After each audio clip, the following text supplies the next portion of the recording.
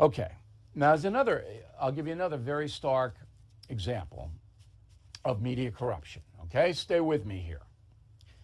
So you will remember, all right, that I'm going to get the precise date here, that way back in 2020, June 1st, almost a year ago, just about a year ago, June 1st, 2020, there was a church, a historic church, set on fire by radical leftists in Lafayette Park across the street from the White House. Remember that?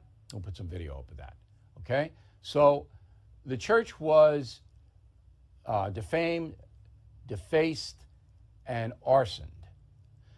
Donald Trump wanted to go and address the nation from in front of the church holding a Bible, which he did. But before that could happen, there were far-left protesters in Lafayette Park that had to be cleared, okay? And they were. So the park police cleared them, and there was some gas used to do it. Now, the media's reportage on the clearing of the park was a lie. Listen.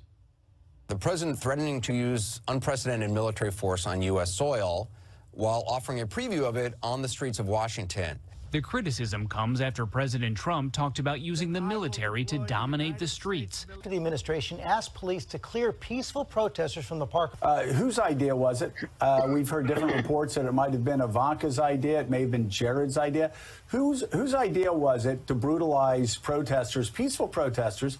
At the end of the day, this was President Trump's decision. Did others talk about it in the Oval Office? Jared Kushner, Ivanka Trump, Hope Hicks? Yes, they did. Mark Meadows as well. But this was President Trump. Okay. Yesterday, the Department of Interior's Office of the Inspector General issued a report that said, our investigation has found no evidence that protesters were forced out of a park near the White House last year to clear the way for Donald Trump. No evidence. That's from the Inspector General of the Department of the Interior. So all of those people that you just heard lied to you. They lied for two reasons. Number one, they're lazy, and their audience hated Trump, so they hated Trump. And number two, because they're incompetent. So a competent reporter or analyst looks at a situation, and unless there is direct evidence that the President of the United States gave the order to move these protesters out, you don't say that because it may not be true. Now we know it wasn't true.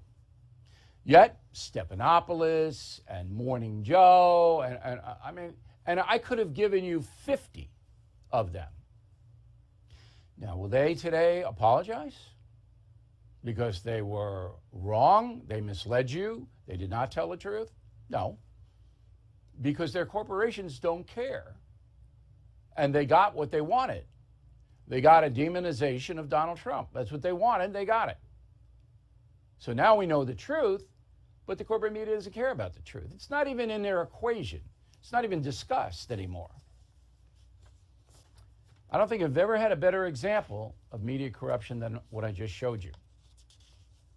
And that's why your BillO'Reilly.com premium members, you're watching the First TV, because you're not going to get this anywhere else. Nowhere in the entire country.